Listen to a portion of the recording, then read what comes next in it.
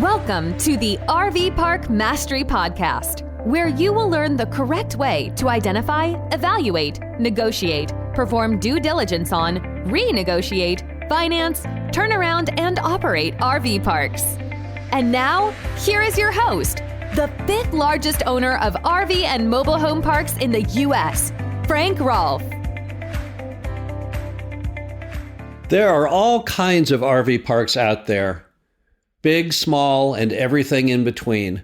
But which is the right size for you? This is Frank Rolfe, the RV Park Mastery Podcast. We're going to review in depth all of the different factors to help you make a decision on the size RV park you should be seeking. First off, we all know there are three types of RV parks: overnighter, destination, and extended stay. Overnighter is an RV park in which people basically park for a night or two while they're driving from their home to their destination. And the destination RV park is the one where they're heading to. So RV users typically spend much longer time in the destination than they do in their stopping overnight spots. The average RV is on the road about 2 weeks of the year, and destination RV parks, they capture most of that occupancy. And then you have extended stay RV parks. These are ones in which people stay for very long periods of times, even potentially a lifetime. And then we also know that RV parks come in seasonal RV parks, which are open only during one period of the year. In northern sectors, this would only be open during the summer months. And in southern sectors, often most of the clients are there only in the winter months, versus those which are open year-round. But let's just focus on one attribute we didn't mention, and that's just size. So what are the considerations when trying to figure out the correct size for an RV park? Well, the first item is financing. Everyone buys RV parks with debt. Very few people ever write a check in cash to buy the RV park. And the size of the deal is going to predicate the type of financing that's available. On smaller deals typically under $1 million, your only source of financing will come through a bank or a mom and pop seller. There are also SBA programs available on many of the larger yet more mid-sized properties. But the more sophisticated lending, the kind of which you can use an actual loan broker to obtain for you, such as CMBS conduit lending, your deal would have to be at least $1 million or greater to tap into those options. So size does have an impact on financing. Now, it's not always that big an impact. Mom and pops offer great loan terms. Their debt is always non-recourse. So we love mom and pop lending, and we've been very successful over the years with traditional bank financing. But when you try and find another item out there that's very attractive in the world of debt, it is that CMBS conduit lending, because it's non-recourse and it's typically 10-year term fixed rate.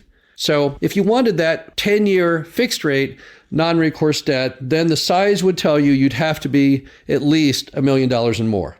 Next, you have liquidity. Now, liquidity simply means, can you, when you want, sell that RV park off? And the answer is, to have liquidity, there are certain size considerations there too. Most people buying an RV park want to buy something that's substantial enough to warrant their time and energy and investment. If you buy a really small RV park, it will be much harder to sell that down the road than if you buy a larger one. And that's simply supply and demand. There's many more players looking for larger RV parks than looking for smaller ones. Remember that an RV park's value is based as a function of its net income. Most people want to buy an RV park with enough net income that when they ultimately pay it off, it's a significant part of their retirement planning. So the average American is trying to hit, probably with an RV park, at least an income of $50,000 to $100,000 a year. And so once again, that takes you back to typically the larger the deal, potentially the better amount of liquidity. Also, more of your corporate buyers, institutional players, they always want to buy the larger properties. So size will also have an impact on liquidity. But again, that's not the most important attribute possibly, because liquidity is something you may not need. You may hold that property till the end of time. So buying something simply trying to maximize your ability to sell it the next day, that's probably the most important consideration, is still something to ponder. Then you have management. This is a big deal to a lot of people because they want an RV park large enough that it provides for professional management.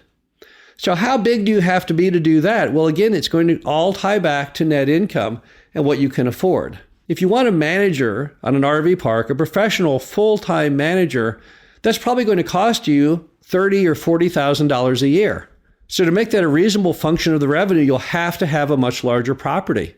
But other people buy RV parks that are very small, and they may use as the manager just someone who lives nearby, lives in the park. Maybe they just use some kind of work camper who's just there seasonally. But if you want to have a management team that's there all the time so that you have very little involvement, then once again, you'd want to buy an RV park that's big enough to warrant having that professional management. Now, if you want to hire someone professionally to manage for you, you're going to have to buy an RV park with a monthly revenue of probably at least $25,000 a month. So that's a pretty big RV park. If you're talking a revenue of $300,000 a year after costs, you're probably talking $180,000 net income. That's probably about a $2 million property or so. So if you're looking for something that allows you to have third-party management or professional management that you have very little input, then you'd have to buy something that's going to be well over $1 million.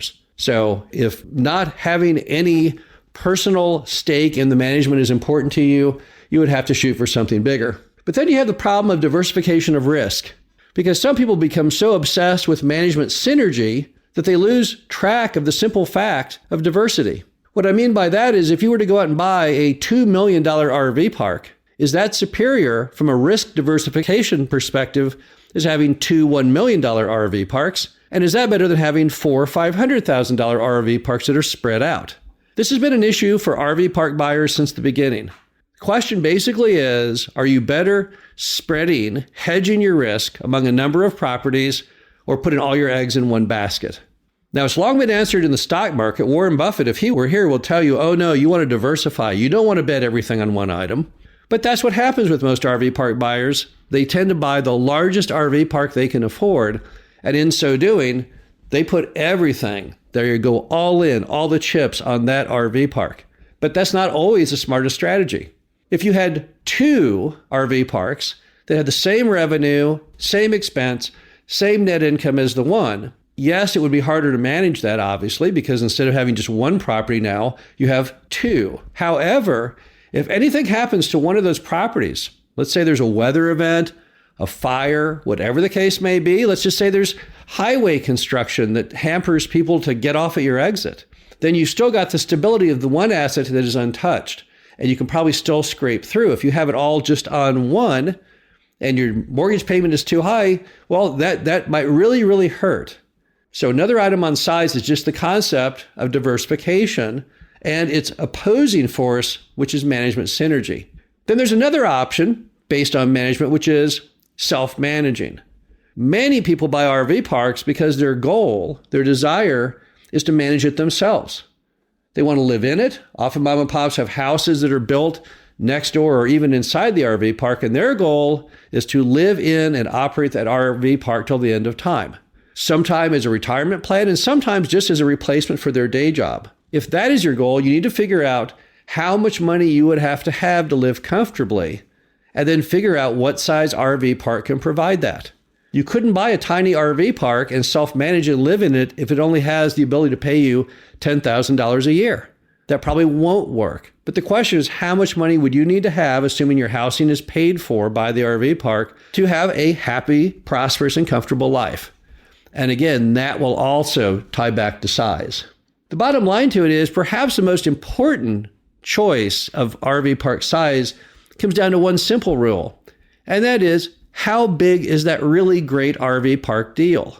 We have found over the years it's far more important to focus on buying just great deals, regardless of size, than targeting one certain size limitation.